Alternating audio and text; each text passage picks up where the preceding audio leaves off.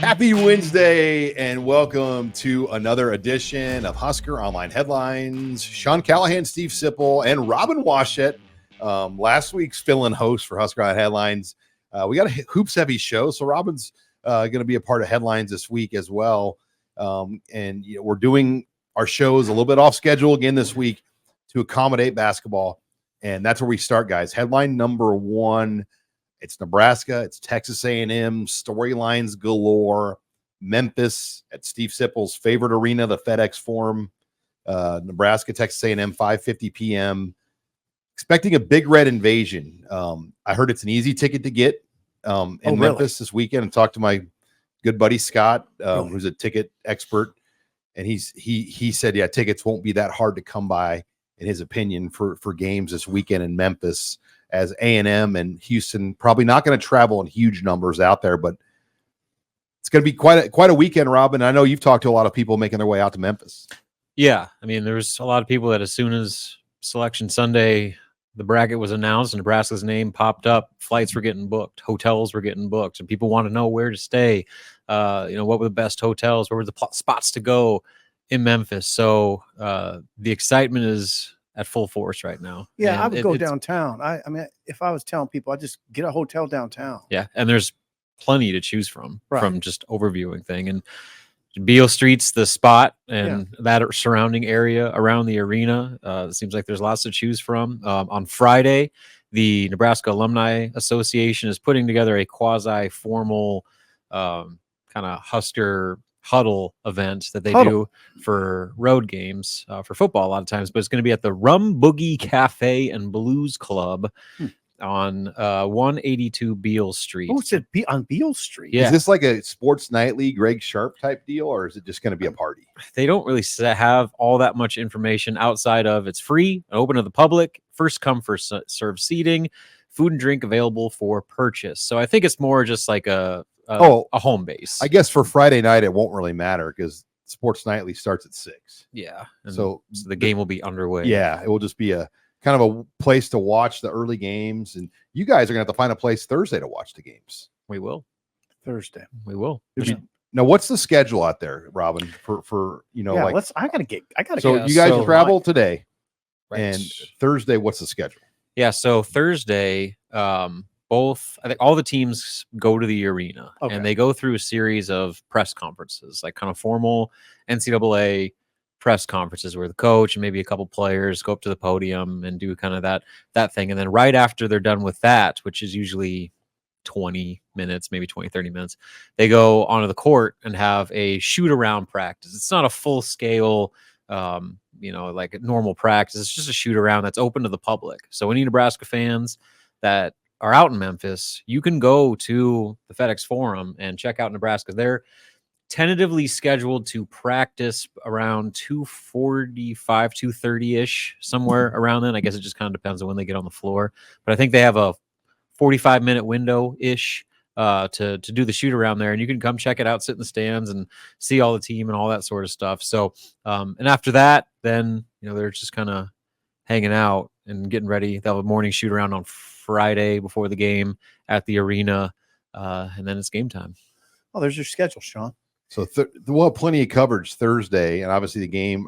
I love the start of the game because no one's gonna have to duck out of work.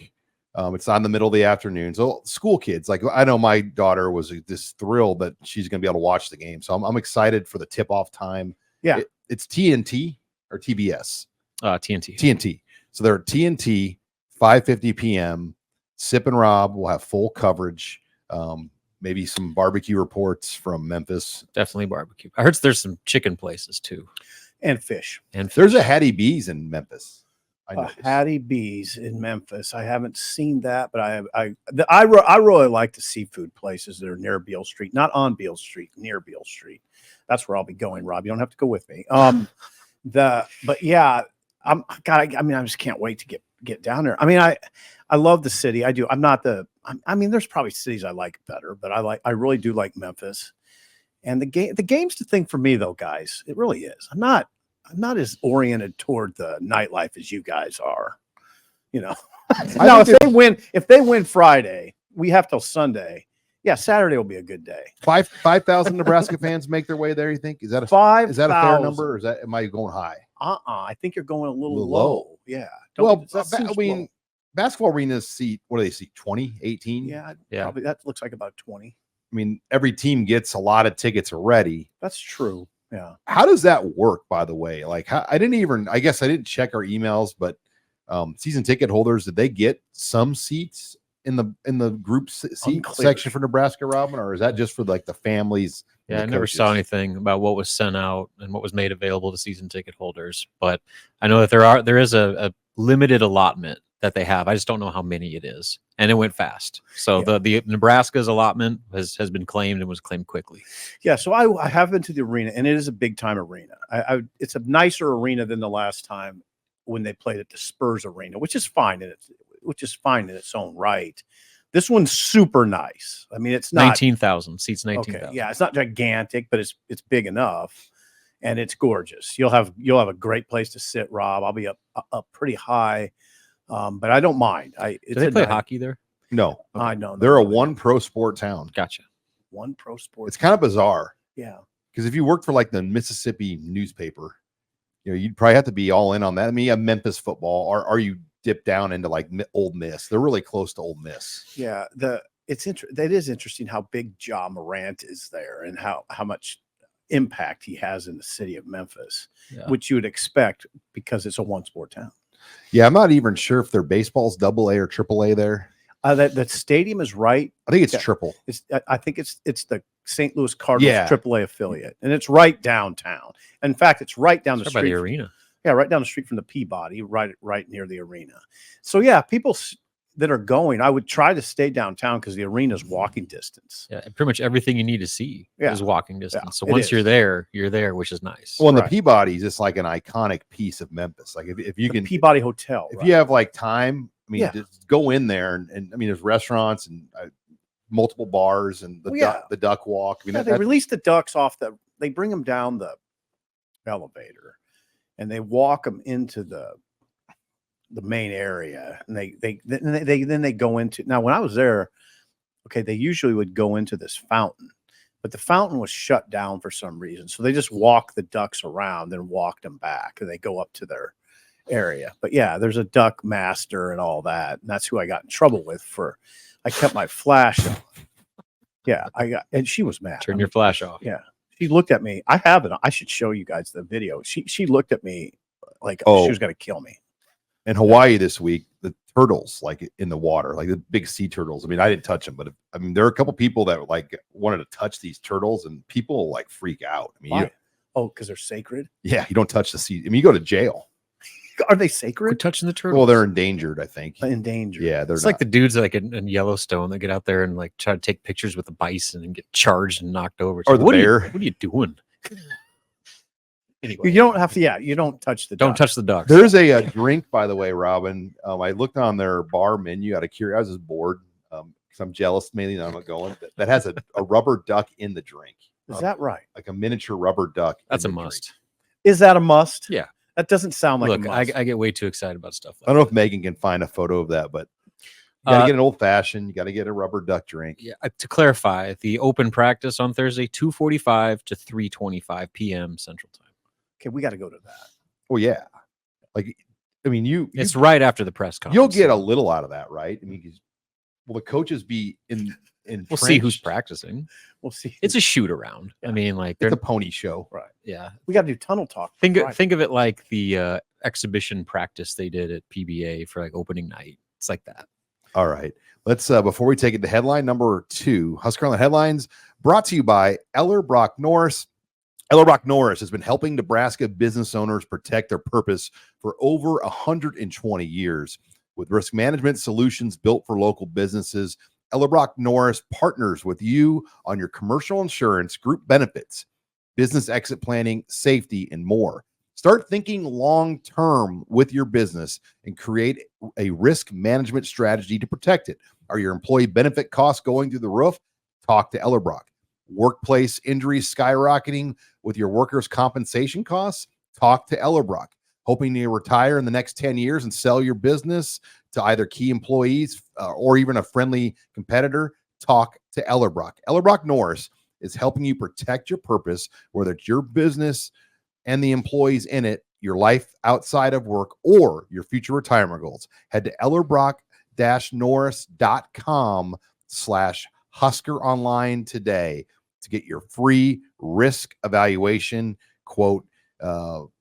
Once again, thanks to Ellerbrock-Norris for sponsoring us here on the Husker Online show. Okay, headline number 2, and I was on radio duty this week, and you never know what you're going to get out of listen to the radio when coaches and administrators go on there. On Monday night, you had both interim president Chris Kaborik and interim athletic director Dennis LeBlanc on the Husker radio network. And this quote really struck me by Kaborik, that they want to move quickly. And I'm going to read it. We want to move as quickly as we can, but we want to make sure that we take our time to find someone who is a good fit for Nebraska. At this point, I think I can tell your listeners that I've been very overwhelmed by the number and the interest of people in the job. And he even went on to say that at 6 a.m., they began talking to some individuals on Sunday morning that might have some interest in the Nebraska job. I mean, that catch you by surprise. Yeah, it did, because he's not the president. He's the interim president, and he won't be probably involved in the hiring process. Unless there's I mean, it's hard, unless there's a failed search, he could be the permanent president, but I don't think so. Wouldn't that, there's state law that would dictate, I guess, if there's a failed if the regents search. say we can't figure it out. Okay. And I think that alone, they're going to quite a scenario to think about if it's a failed search. Let's not even go That there. would be great. But anyway, so there's a search firm involved. Yeah, Sean, to answer your question, I was very surprised that he said that, because what's happening this week is they're probably going to identify the president. And on then, Wednesday. Yeah, Wednesday. And then the president is in charge of the hiring process. So with a search firm involved. So yeah, I was a little surprised that the interim was speaking in those terms. It's fine. I think he probably did it to calm the masses more than anything. Like, we got this. We're talking to people. Don't worry. But the bottom line is there's going to be a president identified, and then there's a 30-day vetting process that, I mean, they will go through before the president is formally recognized as the president, and then the AD will be hired.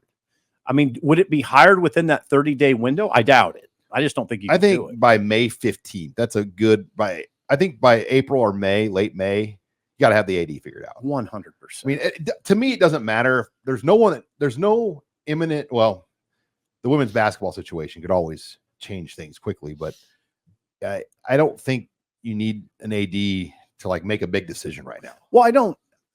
Yes and no. Hoiberg's contract though, Robin, what do you think on that? Like let's say a big job opens and they come to Hoiberg. Yeah.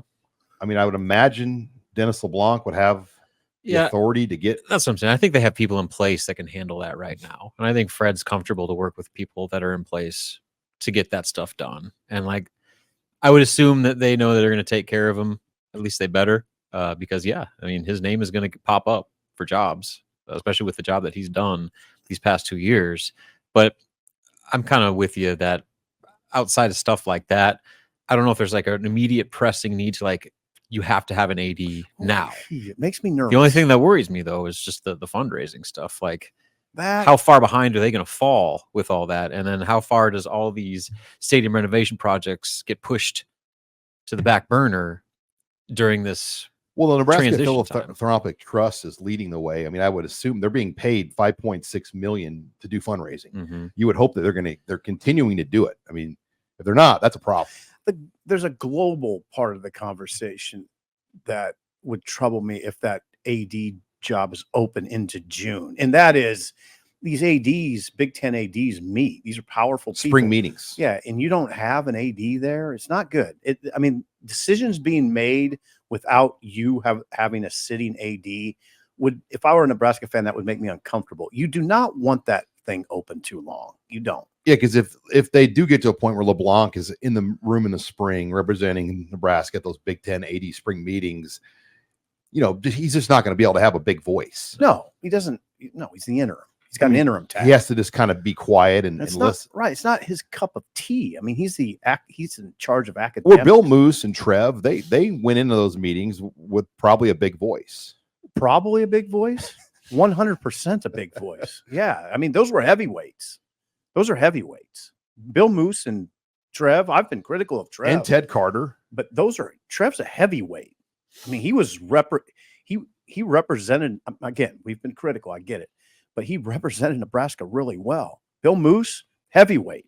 He, in his own mind, he's a heavyweight. That's probably enough. I mean, oh yeah, LeBlanc's doesn't have the chops. That wasn't supposed to have the chops. He's in charge of academics. And he'll do a fine job. And I think his main job is to keep the ship straight down the path until the time comes with a new AD. That's more to my point, that I think that it's not some like we have to hire people just to keep this thing from completely imploding. I think there's the people are in place to make sure that I think so. The train stays on the tracks. But I also agree with you, Sip, that you can't just let this carry on and on and on and on and on to where, like, you're right going into June and you don't have an AD yet. It's the Big Ten, baby. It's an attractive job, though. I mean, if you're an ACC or Big 12 AD, yes, like, and you know the revenue gaps that are being created. Yep, we're talking the playoff difference revenue alone is $8 or $9 million from a Big 10 school, Big 12 or Big 10 SEC school to the ACC Big 12, and then that's not counting the multimedia rights deals, which are $40 million gaps. So you're working with a $40 to $50 million annual advantage as a Big 10 AD versus a Big 12 or ACC. Who the hell wouldn't want that? No, it's a challenging job. Some people wouldn't want it because it's challenging, but it's an excellent job. It can be both those things. It can be overly challenging to some people, but it's a great job. I mean, but it is. Man, when you step into that arena, I mean, Trev had a really hard job. Bill had a really hard job. It got tougher, I think, from Moose to Trev because of the shifting landscape. I mean, you almost need a legal degree to understand everything that's going on in the court system on virtually a weekly basis. I mean, you have to really understand the legal aspects of it, or at least have somebody that counsels you in that. Trev was excellent at that. I mean, he understood NIL shifts very well. I mean, he kept abreast of it. He was really good at his job. I will say that. Now he betrayed an entire state basically, but he was good at his job. All right, let's take it on. Headline number 3. Nebraska head football coach Matt Rule calmed the waters this week. He gave the speech that was needed at a time when it was never needed more. That was Matt Rule on Monday. That was a moment where you're like, yep, this guy's worth what you're paying him, because, well, I'd like to see some more wins, but yeah. But just the way he represented and spoke in that situation. Yeah, right. I mean, his offseason with getting Raiola and transfers, he's doing the right things, but he handled himself better than the governor did this week. Yeah. Oh, he did definitely calm the waters. He led. He was a leader. He didn't get political. He just led. Got a little political, but not much. No, you're right. Not much. He took the high road on Trev, said that he'll miss him and that he's left the university in a better spot. Matt does take the high road. And I agree with you. I mean, and he really, I thought, was eloquent in spelling out what he's looking for in the AD. He wasn't even asked really directly about the AD. He was just asked what he looks for in a leader. And he just went ahead and said, this is what I'm looking for in the AD. And it was good. I mean, what he said made a lot of sense. I mean, and what he said was urgency. We need somebody that has a sense of urgency, because he said, we need someone that has an unbelievable sense of urgency. Doers. He mentioned that something interesting too about Trev, that Trev was there every day at 7:30 with a suit on. That's big time. I mean, that's a big time leader that's there every day, every day of the week with his suit on. And Trev was like that. So yeah, Matt spelled it out really well. And he mentioned the Penn State AD is another guy that he likes that way. I'm sure that was beautiful to hear for people, but I thought, yeah, I'm with you. He spoke for 10 minutes really before he ever got to his team at all. It wasn't a spring football press conference. No, it really wasn't, was it? Wasn't. He got to his football team eventually, and we did talk football. But that's not, and I will tell you, that's not what I expected. I expected more of a mundane spring football. I'll just say this, and let's keep questions on football, guys. Right. Yeah. Sean was ready with a story. You know, you had the bare it's challenging to like cut up quotes on Matt Rule. Because when you go 8 or 10 minutes in a row on one thing, and they're like 1,000-word quotes, right? You have to it takes a little bit of skill. He did. Oh, I know it does. But yeah, you were ready because we figured we would lead with it. He would comment on it, but like Rob said, I didn't know he would go that in depth on it, but he did, and it was interesting. I thought it was leadership. So when he's talking about what he's looking for in the next AD, you mentioned urgency. Yeah. You know, someone that's going to be like not scared to do big things. And one of the quotes that kind of struck me is, "You can't worry about optics." I wonder what that means. Like, what optics do you think he's talking about when it comes to investing and doing things to keep Nebraska at the forefront? Like, I didn't know if that was referencing maybe some resistance they've met with in terms NIL? I don't know. In terms of like trying to move Nebraska forward. That's one thing that if I could follow up, I just want to say what optics is he talking about, and was that an issue previously? Like did Trev receive resistance with some of these big ideas that he had, which maybe played a part in his decision? Could have been. Yeah, I mean the stadium thing though, we just don't know where that's all going to go with we don't. The money piece. And I mean, there's never been a project in the city of Lincoln of this cost. Yeah, $450 million is the announced cost, but you figure it'll be surged to $600 million or so. I would say, if you were to venture a guess, that if I was to venture a guess, I would say it'll be put on pause. I just don't know how you go forward. I don't know how you're going to go forward with this. To put it in perspective, the Mutual of Omaha building in downtown Omaha will be the largest skyscraper ever built in Nebraska. And initially they announced it as a price tag of $443 million. And the later updated cost is now $600 million. Yeah, so that's what we're talking about. And we're talking pretty much a similar project. I mean, a skyscraper in downtown Omaha that it will be the largest of its kind in Nebraska. And the football stadium is going to be on that same scale. So that's what the new AD would walk into. It's possible that I'm wrong. Very rarely am I wrong. But I don't think that this thing will go forward with the current price tag. My understanding though is you have to do South Stadium right, you have to demolish it. Like the way it was never built as like an addition to connect with the rest of the stadium. Like north, east, and west connect. South was just kind of built up as like standalone, like a temporary bleacher stand. Okay, here's my question to you: do you have to do it to the South State? Do you have to upgrade, or do you just let it live with it? Do you just live with it? Well, Trev really leaned on that, the American disability, you know, the handicap seating and the access. Okay. There was no elevators. There's no escalators. That's trouble. I mean, you have to push somebody up these ramps, and it's trouble. That's trouble. Mm-hmm. Yeah, I get that part. And do they have to be compliant, like with the guidelines for like the Disabilities Act or whatever, like to have ramps and like even like railings up the aisles? Like I know that was an issue too. Have they been in compliant for a long time? Yeah. Well, they have the handicap seating platforms. Like you can't get a wheelchair up like the main. Well, I don't know, but anyway, I don't. But there's a lot of issues there, though. Yeah, I wouldn't be surprised if at some point they just announce a scale back renovation, scale back to 150 million, 200 million phases. Like, yeah. I think if you said to that, chairbacks can happen. If you said to that, whoever those people are that are raising the money, you just got to raise 120. You could probably have that done by the end of summer. Well, Matt but Davison, 225, you got to get to 225 million. You may never get to that. Matt Davison did that by himself almost.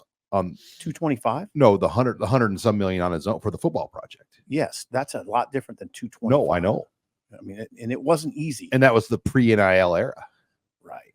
And now the pre-NIL you're going to the same people that are already giving tons to NIL, already giving tons to Nebraska normally, and you want them to give them more. And you know, if you're a guy that would give $1 million. I mean, $1 million is not enough, by the way. That they're looking for like $10 million gifts, $20 million gifts. Like, they're not searching for $100,000 donations for the stadium project. They need major gifts, major gifts. Yeah. So we say this all in the context of an open AD position. And that's what the AD, this new AD, would inherit. That's part of the job. That happens. I mean, you have to take care of your facilities. But this project is mammoth. I can't believe there's an AD sitting out there right now who's been in charge of a project of this magnitude. Well, and the stadium ticket grandfathering too. I mean, that's something that they were going to consider eliminating. And you have, roughly 20,000 people that are probably grandfathered in pricing from the 1980s and 90s. It's complicated. It's a complex job. They need to eliminate that. That's going to, there's a lot of things the new AD is going to walk into and upset people. Right. Yeah, for sure. And that's part. Now, again, I've said this before to you guys on this show. That's the nature of an AD job. It's tough. You got to say no to people. That's the bottom line. You got to say no to people in house. You got to fire people in house. Say no to people outside. You got to say no to a lot of people outside. You have no idea on a daily basis how many people want something, be it just a tour of the football offices at 2 p.m. No, we can't do that. The guys are working. We can't have your kids walking through here at 2 p.m. It's stuff like that every day you're saying no to somebody. Remember when the locker room wasn't fully built up yet, and we'd be up in that area by the soccer offices? There'd just be 4th grade classes, damn near walking through the locker room. Right. I would see players in their towels walking by us, and then there'd be a 4th grade class on their very awkward state of Nebraska field trip. I think that is it 4th or 5th grade when they go something on like that. Yeah. It's this does not work here. Well, there's kids walking around and guys walking around in their spandex underwear. And right. No, it wasn't a good scene. You're right. That was if you're an AD, you might put the kibosh on that. Well, they've set it up now. We're nowhere near that visual. Right. We're in kind of a locked space now. Remember, we used to be able to eyeball the entire team every day. Yeah, we did that. We'd go for the injury report. Yep. Jared Lamprick shut that down. Yeah. He made sure we were in a different area for where the team walked. Yeah, off. the players had to walk past us, and Sean would literally say, "Hey, position yourself over there so you can see." Yeah, you just make a list of guys that weren't suited up or who had a boot on or whatever. Made it easy. Sure did. All right, let's go. Headline number 4. Matt Rule has set high expectations for his team heading into the spring. And, we heard from Jamal Banks, a newcomer, Jamari Butler this week, Marquise Buford. But in general, they've added a lot of key pieces to this team. They return a lot of key pieces. They return maybe the most key piece, defensive coordinator Tony White, with a core group of veterans, and then some other new things that will kind of work behind the scenes and younger player development. So there is a lot of optimism and excitement going into the second year. And I think the schedule as well plays a factor, Rob, in the overall optimism level. When you look at those first 7 games, Nebraska could easily be a favorite in almost all of them. Yeah, not having to play a conference game on the road for the first time in what seems like a decade. That's a luxury. First time since 2019. Yeah, which is crazy. So there's a lot of reasons to believe the table is set for this to be a pretty good year for Nebraska. And then just with the way that their roster's set up, maybe not to the same degree of 23 newcomers, but I think that's kind of what you're looking at going forward, for the ideal picture, to where you're bringing back a good core nucleus where you have your foundation of the roster returning and you're bringing back your most important players, but then you're supplementing with upgraded talent and kind of picking your spots through the portal for this year. They needed receivers. They went and got 2 really good receivers out of the portal, and so I think that's kind of what to expect with how you manage rosters now in this day and age, where you just try to keep as much of a core group as you can while also leaving room to upgrade your roster every single year through the portal, rather than bringing everybody back or having to try to supplement everything through high school and portal recruiting. I think you're right. And the quote that really stood out to me, really maybe the quote that stood out to me above all, was he said this, Matt Rule, if there's one thing we've done well is we put a lot of talent on the roster. Wow. So then he followed that up, or I think he said this after that. He said, we're going to give our players the gift of high expectations. Wow. He set the tone there. Yeah. He's not tiptoeing into water right now. I mean, he's saying to us, we should be better. You know, we almost made a bowl last year. We should make one this year. We should be better, appreciably better. They led the nation pretty much in turnovers, and they almost made a bowl. They led the nation in turnovers. They led the nation in turnovers. They're tied with some rummy team, but if there's one thing we've done well, he said, is we've put a lot of talent on the roster. There you go. And now we got to keep in mind, though, that they do have some situation at quarterback they got to figure out. Yeah. And there's a good chance that a true freshman is going to be, if not the starter, and then playing games this year. So as much as the talent is elevated around that piece, that's the most important position in sports for a reason. Oh, yeah. And so how far 100. the quarterback play can take Nebraska, I think, will ultimately define the season. It But definitely could. The good news is, whoever that QB is, they got a lot of good talent around them to help them. Pretty good. Yeah. Will they make these guys live too? That's something we'll have to delve into as far as quarterbacks. Like, will there be like a scrimmage or two, or how live? Yeah. How live? You know, will they cut them loose for 10 plays? How will they do? I mean, if somehow Raiola got hurt in a live scrimmage, it's like a job changing thing. So it could be. Do you want to do that? I mean, are you willing to do that to kind of stick with what you did a year ago? Or do you have to adjust based on, I mean, I think he was okay with some of these guys getting hits in practice last year. I mean, what you guys have seen from Rules so far, what do you expect? I know what I expect. They'll hit him. I mean, what did Rule say last year? Somewhere down the line, we decided it wasn't smart to play football or something like that, about the contact. About other teams in the way that it's done sort of nationally.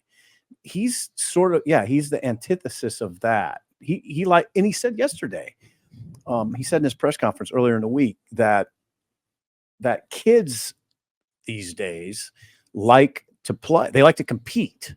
You know, it's not about drills with them. They want to play. So he lets them play.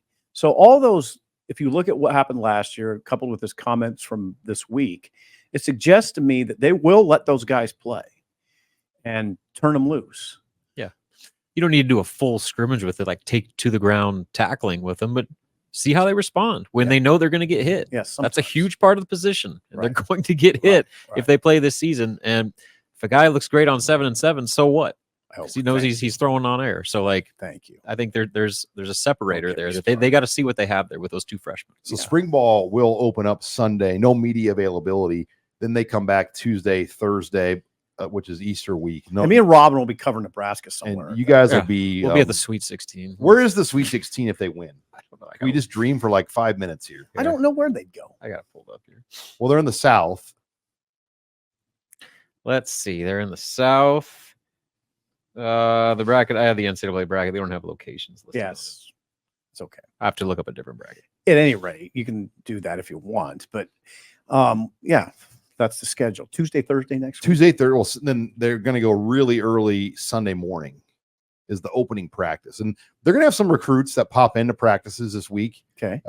They've had, you've got to figure it out. Yeah. Boston Garden and then the crypto.com arena in Los Angeles. Good God. And then Dallas and then Detroit. That'd be breathtakingly fun. So wait, where if they win in Memphis, where do they go? It's just they don't have it broken South down region. Yeah. What it just says dates. Regional semifinals, okay. Regional semifinals. You got a bad bracket, man. Look, I'm just trying to Google on the fly here. Yeah, but you fine. didn't prep me for this at all. Yeah, you're fine. You're fine. Guys. Now I want to find this out. All right, get it. Let's do it on the fly. So, all right. It's fine. It's a podcast. We're not on. How do we not know where they're playing the South regional finals? We're going to find it. Okay, here we go. The South regional is in Dallas. Dallas. Okay. So not as so sexy. I mean for Houston, talk about a setup for Houston. Yeah, real good setup for Houston.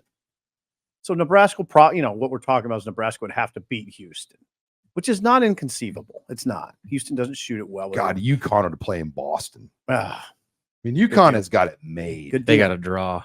Good deal. 2-hour drive to New York City or Brooklyn. 2-hour drive to Boston. I mean, good deal. That it is set up for UConn to be there. It's set up for Houston to make the Final Four. Yeah, it is.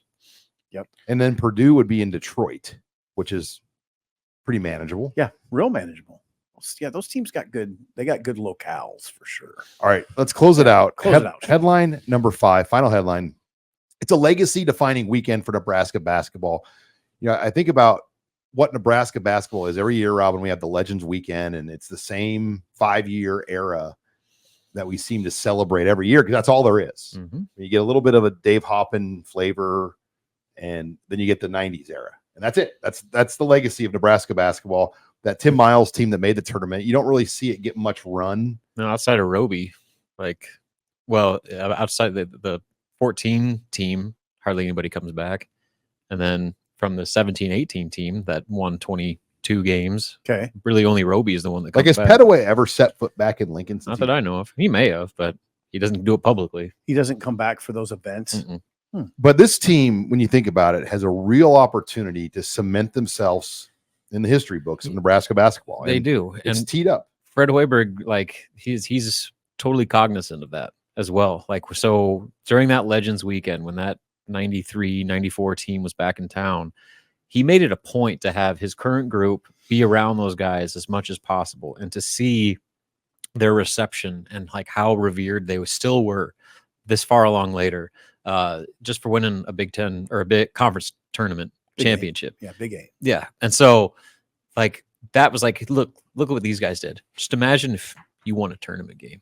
Imagine if you went to the Sweet 16. Just you guys would be legends forever. Casey Tominaga at age 65 would still be recognizable. So that goes to the point of legacy. This season is great and they all want to accomplish stuff for this year, but on top of what it means for the here and now, what it could mean for their futures. You see it with football all the time. These guys from the championship teams, they have careers based off of their college basically football sports experience. Talk radio in Nebraska is centered around guys that played in the 90s. And so this team has an opportunity. I mean, maybe not to reach national championship football player level, but they could have a situation where whatever they wanted to do in Nebraska, they could do it. Mm-hmm. I mean, as far as career opportunities and continuing to kind of play off of that. Sure. And if nothing else, every time they would come back, they would be welcomed back like they were the biggest celebrities ever. So, I mean, I think that's something they've really kind of tried to ingrain in these guys, that the season, is huge for you guys, but just think about just what it means beyond. Mm-hmm. And what you accomplish now could define your future. Mm-hmm. In a lot of ways. The guy I feel bad about that's not a part of this is Sam Griesel, because I feel like he's every bit a part of these guys, but he just only got to play 1 year with them. But Bandamel too, and Griesel being a Lincoln guy, yeah, and him betting on Hoiberg to come back. I mean, that was kind of the start of this. Yeah. He played a significant part in it, absolutely. Yeah. And but he's the guy though that I think everyone, at least that is around and watching this whole thing play out, will understand that. I mean, he's part of it. He's as important of a piece as anybody. And just because of what you said, Sean. So when he came back, I can't remember which game it was this year, but he was back here. I mean, Bryce was back here.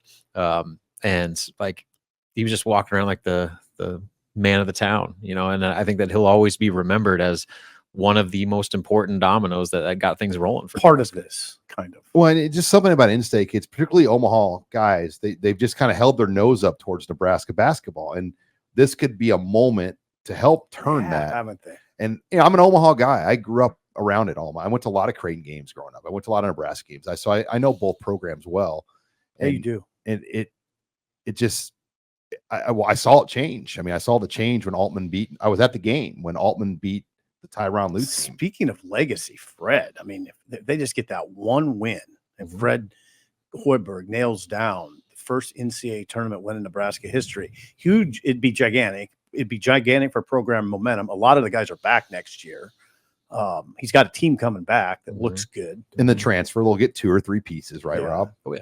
Is that ongoing? Is that happening right now? Yeah, Monday was the opening of the portal for basketball. Right. Frankie Fiddler, I want to ask you that because that. he went in from UNO, former Bellevue West guy. He's going to get some attention. What can you tell us? Yeah, Nebraska's reached out. I'm sure it's just preliminary right now, kind of gauging interest, but from everything that I know, there's certainly mutual interest there. What is ultimately going to define it is what happens with Nebraska's roster after the season is over and who leaves, who stays, because it's got to make sense for Nebraska and it's got to make sense for Frankie. If he's going to go somewhere where he wants to play and play a lot, if Nebraska brings everybody back from this NCAA tournament team that we're talking about as one of the greatest teams in program history, what role would he potentially have here? So that's kind of what they got to figure out. But if there is a situation where a role opens up that he can come in and play substantial minutes, it makes a lot of sense. And honestly, Sean, a lot of it goes back to what you're talking about, the in-state factor.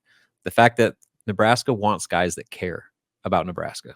They want people that care about the people, care about the program beyond just what can Nebraska do for me. They want guys that want to do things for Nebraska, and in-state kids do that. And Frankie Fiddler certainly would check that box. Would Creighton be interested in Fiddler? I've heard that they would. The initial list of schools that reached out to him when he hit the portal, they weren't on there, but they're right in his backyard. What role are we talking about? Like, give me a comp. Well, I mean, comp. He's honestly like a lot of what CJ Wilcher does. Okay. Now, CJ obviously walked on senior day, but that was a lot of it to acknowledge his graduation back in December. So that's like, he's a type of guy that if he's back, I don't know. I just don't know, like, what did you need two of those guys? Fiddler can shoot it like Wilcher. Well, yeah, but at Wilcher's Wilcher's peak, a better shooter. At Wilcher's peak, he's better than Fiddler. We saw it against Wisconsin. Yeah. I mean, that like, I don't know if Fiddler could have done that. I mean, come on. Like, that was unbelievable. I agree, but CJ's very streaky.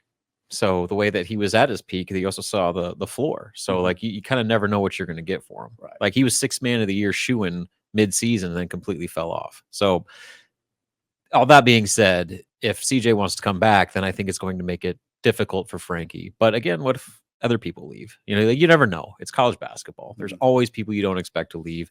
But I do agree with you, Sip. I think that they have a very good chance to bring back a good portion, if not nearly all, of the primary rotation from this season back next year. You're only losing Josiah, Casey, and Boogie Coleman for sure. All the rest of the guys have an opportunity to come back, and I think the majority of them will. Well, and Fred has now re-solidified his footing here to get a new contract. Where there, let's face it, there was a rocky point with him and Trev Alberts. No doubt. Oh God, yeah, no doubt. Like, Trev cut his salary by a large percentage. Like what Trev did to Frost and Fred, that you don't see that kind of stuff happen in that many places. Well, he held them accountable. Again, where you publicly, shave a guy's head in the town square. Right. I mean, it doesn't happen that many places. Like,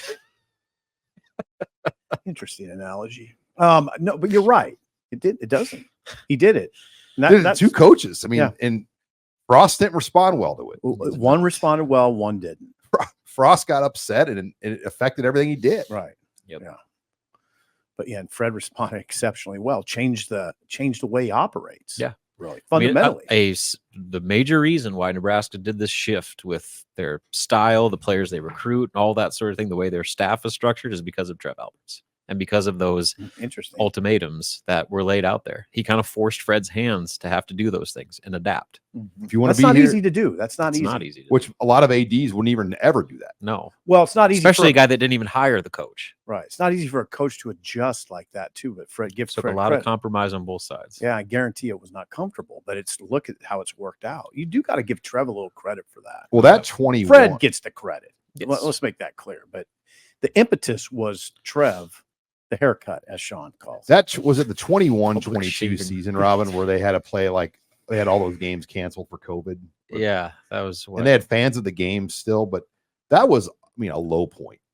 That was the lowest point of Pinnacle Bank Arena that season. So there was the COVID season and the year after, and then the year we did the show with the McGowns. Yeah, that was 21-22. And I'll never forget that Wisconsin game. It was like 4 in the afternoon or 3 in the afternoon, and they just got drilled in PBA, and they were just mad old guys getting up and screaming. Yeah, it was bad because for one, they were losing. They were losing bad, and then just the style and who was the TCU transfer? What was his name again? TCU. Sudanese player from TCU. Lat Mayan. He couldn't hit the ocean, and he was getting bitten in the boards. And they structured their roster to where they needed him to be really good. He wasn't. It just fell apart. Some of those moves on paper look great, but that team kind of changed it to get to this team. Yep, no doubt. And we're heading to Memphis. And now, look at us. with a great would've chance thought? to win, with a great chance to beat Look at Texas A&M. All right. I want you full I'm sorry. report from the official tour guide of Memphis. Yep. Steve I'm not Sipple. the official tour guide. I won't be doing. I'm just going to tell Rob on air. I'm not going to do a lot. There are people that like are already asking where we're gonna be because they Well, want that's to buy true. you a margarita. Well, I mean, I don't want to disappoint. Is there a you. Mexican restaurant on Beale Street? Yes, there is. There is. Ah, There is. I didn't go in it though. I mean, my favorite one. There's a fish place down there. Okay. That I liked. I went to Hawaii with you for a week, and for the record, Sip had one margarita the whole week. Yeah, I don't. That thing's a little. Took a picture of it on Twitter, went viral. I mean, when we went to cover the game in 2014 in San Antonio, I went to the game, covered it. Next day, got on a plane and left. I mean, I didn't even go to the Riverwalk. I mean, I'm not. I hate to be a Debbie Downer here, but I'm going there to work. Business trip. Yeah, this is a business trip. Good. I got to do tunnel talk Thursday night. That's what I'll be in my room doing. Robin will tunnel do talk. his tunnel talk on the plane, Yeah, like a veteran. because I know how to prioritize my time. Yeah, I'll do it in my room. I will enjoy the scenes of Memphis. Yeah, you will enjoy them more than I'll me. get everything done, and everything will be ready to go, and then I will leave myself ample opportunity to experience everything Memphis is about. I just experienced it though. That's the thing. That's true. Our boy Bill Hooks will be out there. Yep. Scott Gorka, Yep. courtside guy, our good friend. And I mean, the big crew of guys. It'll be a fun weekend for Robin. I will be sleeping much of the time. That's what I'll be doing. It's just like you don't just have like a bag of chips for dinner. Like No, we'll go somewhere nice. Okay, good. Yeah, You can we'll at 100%. least do a probably meals. Denny's. Oh, hey, Robin, I will tell you this. We will do a very nice meal. Okay. Yeah, 100%. That's all I ask. Yeah, it's 100. Well, you got a lot of time on the if they somehow win. Oh God, that'll be awesome. Yeah, then we'll have some time on Beale Street. because they could end up playing Sunday night. Mhm. See, Beale Street's really fun. I like going there at like 6 o'clock. Okay. It's not too busy at that point, but it's still rolling. In fact, if they win, I'm guessing they would play Sunday night. Usually, the Sunday daytime games, they're exclusive windows on CBS, and they're more reserved for the true blue bloods. So Nebraska would probably, I mean, more than likely, they'd be pushed into one of the Turner Network games later in the evening. Yeah. Because you always get the Kansas, the Kentuckys, the North Sure. Carolina, the Dukes. They get those windows on CBS. And I don't know if Houston's that kind of draw. Hmm. It might be. Like Sean says, a perfect time for Nebraska fans. 5:50 on a Friday night. Ooh. It's perfect. Tanner's, I can't even imagine. Like, I know the last time 10 years ago, I was in Tanner's for that Baylor game, and that was their record sales day they ever had. Is that at right? Point. It was Is that right? insane. And I'm guessing it will be similar. Mm. And that was an 11 a.m. game. Yeah, That then the was early. women will play. We haven't talked about that. The women play Friday night at like 9. Yeah, right after. Wow. So you can write 2 columns on Friday. I could. Abby will have that covered. Yeah, we'll have Abby on it. All right. Well, gentlemen, safe travels to Memphis. I am jealous, envious. You should be. I will be in Sioux Falls. I'll drive back Friday morning. I'm doing an event up there, so I'm driving back Friday for You're that. doing an event. Thursday night Really? for Hausman Construction up there. So Well, you're gonna know how I felt when I was snowed in Iowa City and you guys are lounging on a beach at the Polynesian Bowl out in Hawaii. So Sorry, Rob. That's horrifying. oh god, it was a great week. It was. I'm sure it was. It was. It was. It was ridiculous. I got to tell you, it was ridiculous. All right. Well, safe travels for full coverage of Nebraska, Texas A&M. Follow Steve and Robin from Memphis as they'll have all the coverage out there. Well, Tunnel Talk as well. If you know what Tunnel Talk is, it's our exclusive members only War Room feature. If you're not a member of HuskerOnline.com, we got a great way for you to try it out. We're going to give you 2 months for $1. Simply use promo code NU1. That's the best deal you're going to get right now. 2 months for $1. Promo code NU1. For Steve Sipple, Robin Washett, I'm Sean Callahan signing off for another edition of Husker Online Headlines.